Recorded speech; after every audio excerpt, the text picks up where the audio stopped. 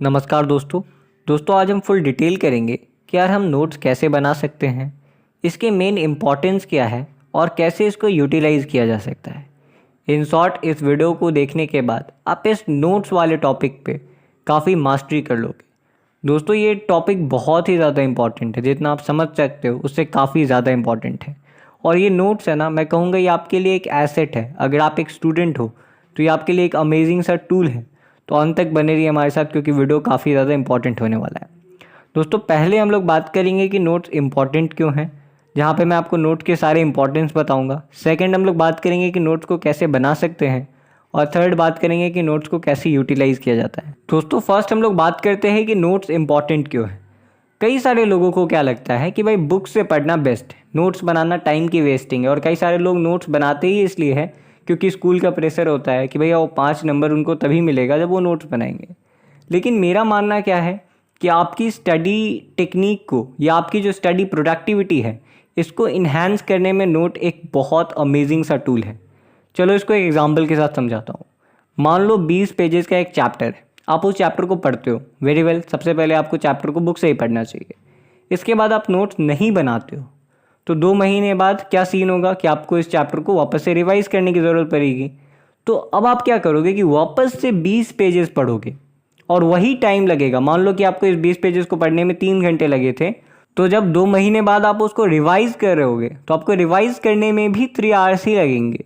और इस तरीके से अगर आप साल में 4 बार उस चैप्टर को पढ़ते हो तो चारों बार आपको 3-3 घंटे ही लगेंगे। और मुझे लगता है ये काफ़ी एक अनफेयर चॉइस है। जहाँ पे आप पहली बार किसी चैप्टर को पढ़ो तो वहाँ पे भी आपको 3 घंटे लगे, और जब आप उसको बाद में रिवाइज करो तो वहाँ पे भी आपको 3 घंटे लगे। लेकिन दोस्तों इन केस अगर आपने नोट बना रखा है तो जब आप उसको रिवाइज करना चाहते हो तो आप अपने नोट्स को उठाते हो, और रैदर दैन कि आप बुक से 20 पेजेस पढ़ो, आप अपने नोट से 3 पेजेस पढ़ते हो और वो चैप्टर वहीं पे फिनिश। मतलब कि 3 घंटे का काम आपने 30 मिनट में कर लिया। और ये आप तब कर सकते हो जब आप नोट्स बनाते हो। दोस्तों नोट्स बनाने का दूसरा बड़ा फ़ायदा क्या है, एग्ज़ाम टाइम में फाइनल रिविजन शॉट हम लोग नोट से दे सकते हैं। फॉर एग्जांपल आप अपनी कार में बैठे हो, आप एग्ज़ाम हॉल की तरफ जा रहे हो, आपको पता है कि मैं 5 मिनट में एग्ज़ाम हॉल पे पहुंचने वाला हूं। अब इस टाइम अगर आपका कोई चैप्टर सही से तैयार नहीं है तो आप उसको वापस से नहीं पढ़ सकते हो अपने बुक से। लेकिन अगर आपके पास नोट्स है तो वापस से आप उस चैप्टर को, पूरे चैप्टर को अपने कार में बैठे बैठे ही कर सकते हो। दोस्तों मुझे आज भी याद है कि मेरे पापा ने एक बात कही थी कि एक बुक जो 300 पेजेस का है उसमें पढ़ने लायक बातें सिर्फ 150 पेजेस होती हैं, और उसको याद रखने वाली बातें मतलब मोस्ट इम्पॉर्टेंट बातें सिर्फ 50 पेजेस में होती है। तो ये काम करता है हमारा नोट्स, जहाँ पे हम लोग सिर्फ मोस्ट इम्पॉर्टेंट पॉइंट्स को पढ़ते हैं, ना कि सिर्फ उन फालतू बातों को बार बार बुक से पढ़ते रहते हैं। तो दोस्तों अब बात करते हैं कि हम कैसे एक परफेक्ट नोट्स बना सकते हैं। दोस्तों नोट्स बनाते वक्त आपको 2 चीज़ें ध्यान में रखनी हैं। पहला, you have to condense it in very short, and दूसरा, you have to cover all important points. यानी कि यहाँ पर आपको दोनों ही चीज़ें कवर करनी है। चैप्टर को आपको छोटा भी करना है और उसके सारे इंपॉर्टेंट पॉइंट्स को भी कवर करना है। अब ये कैसे? तो दोस्तों देखो, हमारे बुक में कई सारी चीज़ें जो बहुत छोटे में एक्सप्लेन की जा सकती हैं, उसे बहुत डिटेल में एक्सप्लेन किया जाता है। और ये चीज़ ख़राब नहीं है। जब हम फर्स्ट टाइम पढ़ रहे हैं तो हमें उस चीज़ को समझने के लिए वो डिटेल्ड एक्सप्लेनेशन ज़रूरी है। लेकिन जब हम उसे दोबारा पढ़ रहे हैं, जब हम ऑलरेडी जानते हैं कि वो चीज़ क्या है, तो दोबारा टाइम पढ़ते वक्त हम उसे 2 लाइन में भी एक्सप्लेन कर सकते हैं। लेकिन इसके लिए बहुत ज़रूरी बन जाता है कि पहले हम उस चैप्टर को पढ़ें। कई सारे स्टूडेंट्स ऐसा करते हैं कि वो कहीं से नोट्स मंगवा लेते हैं दोस्तों से और उसी नोट्स को पढ़ के चले जाते हैं। तो ये काफ़ी ख़राब चीज़ है। देखिए मेरा मानना है कि आपके मार्क्स तो इससे भी आ जाएंगे, लेकिन आपकी नॉलेज बिल्कुल नहीं बढ़ेगी।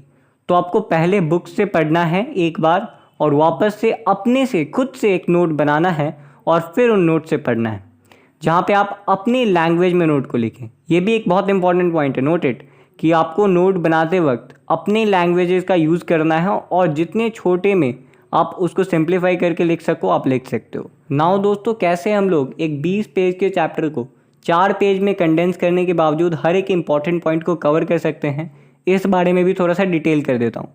देखो, जैसा कि मैंने कहा कि बुक में काफ़ी डिटेल्ड एक्सप्लेनेशन होता है, जो कि फ़र्स्ट टाइम पढ़ने वालों के लिए बेस्ट है। रिवीजन करने के लिए हमारा बुक्स कभी नहीं होता, रिवीजन करने के लिए नोट्स होती हैं। फॉर एग्जांपल, कैसे हम इसको छोटे में कंडेंस करके सारे इंपॉर्टेंट पॉइंट्स को कैसे रखें, इसको एक बेस्ट एग्जांपल के साथ समझाता हूँ। जो भी स्टूडेंट क्लास 10th में है या 10th पास आउट हो चुके हैं उन्हें ये चीज़ पता होगा कि क्लास 10th में कोवैलेंट बॉन्ड को समझाने के लिए साइंस एनसीईआरटी में 2 पेजेस का पूरा कंप्लीट एक्सप्लेनेशन है। तो एग्जाम्पल के लिए मान लो कि हमें इस टॉपिक का नोट बनाना है, तो सबसे पहले हमें इस चैप्टर को पढ़ना होगा बुक से ही, और उसके बाद हम इसका नोट्स बनाएंगे। तो सबसे पहले हम इसको बुक से पढ़ के समझ जाते हैं और उसके बाद अपने लैंग्वेज में समझने की कोशिश करते हैं। तो मान लो मैंने इसको पढ़ा और मैं कोवैलेंट बॉन्ड को अब समझ चुका हूँ और मैं जानता हूँ कि कोवैलेंट बॉन्ड जहाँ पे इलेक्ट्रॉन को म्यूचुअली शेयर किया जाता है, जहाँ पे म्यूचुअली और इक्वली इलेक्ट्रॉन को शेयर किया जाता है 2 एलिमेंट में। और दोस्तों यहाँ पे इलेक्ट्रॉन को ना ही गेन किया जाता है ना ही डोनेट किया जाता है, बल्कि खास बात यह है कि इसको शेयर किया जाता है और इसे ही कहते हैं कोवैलेंट बॉन्ड्स। तो दोस्तों मैं इसे समझ चुका हूँ, अब मैं इसके रिगार्डिंग एक नोट्स बना सकता हूँ। तो दोस्तों अब मैं इस 2 पेज के टॉपिक को एक लाइन में कंडेंस करके बताता हूँ। दोस्तों इस 2 पेजेस के टॉपिक को हम एक लाइन में इस तरह से लिख सकते हैं कि covalent bond is equal to equal and mutual sharing of electron. जी हाँ, इस तरीके से मात्र एक लाइन में हमने कोवैलेंट बॉन्ड को डिफाइन कर दिया। अगर हम लोग इसको और डिटेल में लिखना चाहते हैं तो हम लोग इसका एक डायग्राम भी बना सकते हैं ताकि हमारे ध्यान में बिल्कुल से आ जाए। और दोस्तों जब हम रिवाइज कर रहे होंगे, जब हम शायद भूल जाए कि यार कोवैलेंट बॉन्ड क्या था, और जब हम ये एक लाइन पढ़ेंगे तो हमारे दिमाग में बिल्कुल से हिट करेगा कि हाँ यार ये तो था कोवैलेंट बॉन्ड, और हमें वो पूरा चैप्टर दोबारा से पढ़ने की या ये पूरा टॉपिक दोबारा से पढ़ने की ज़रूरत नहीं है। ये एक लाइन हमें वापस से याद दिला सकता है। तो दोस्तों इस तरीके से हम एक 20 पेज के चैप्टर को 3 पेजेस में कंडेंस कर सकते हैं, जैसा कि मैंने यहाँ पे आपको कोवैलेंट बॉन्ड के एग्जांपल के साथ समझाया। दोस्तों मेरा मानना है कि यार नोट्स बनाना ना आर्ट्स है। अगर आपके पास ये आर्ट है तो आप एक बहुत खूबसूरत नोट बना सकते हो जहाँ पे 3 पेजेस में आप सारी चीज़ों को ले भी लोगे, कवर भी कर लोगे।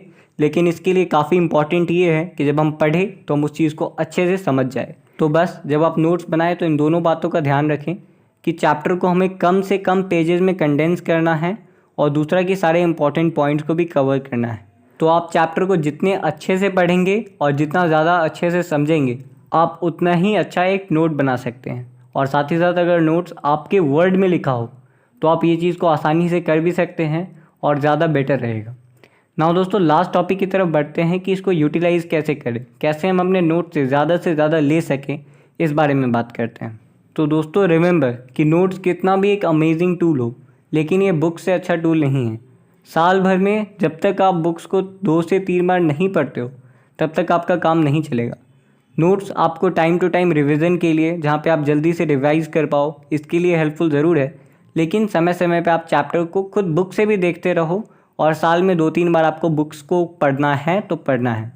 नोट्स को एज अ टूल यूज़ करो, है ना, एज एन एसेट यूज़ करो, लेकिन कम्प्लीटली इसके ऊपर डिपेंडेंट हो जाओगे तो काफ़ी प्रॉब्लम हो जाएगी। और साथ ही साथ रिवीजन के टाइम में भी आपको बुक को एक बार तो ज़रूर पढ़ना है और फाइनल शॉट आपको अपने नोट्स के थ्रू देना है। तो इस तरीके से नोट्स और बुक को पैरेलली लेके चलो, दोनों ही काफ़ी ज़्यादा इंपॉर्टेंट है। दोस्तों आज के इस वीडियो के लिए इतना ही। हम मिलेंगे आपसे अगली वीडियो में, तब तक के लिए जय हिंद, वंदे मातरम।